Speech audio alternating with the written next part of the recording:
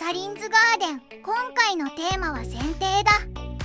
開花苗を購入したが花摘みして来年のために枝を誘引した。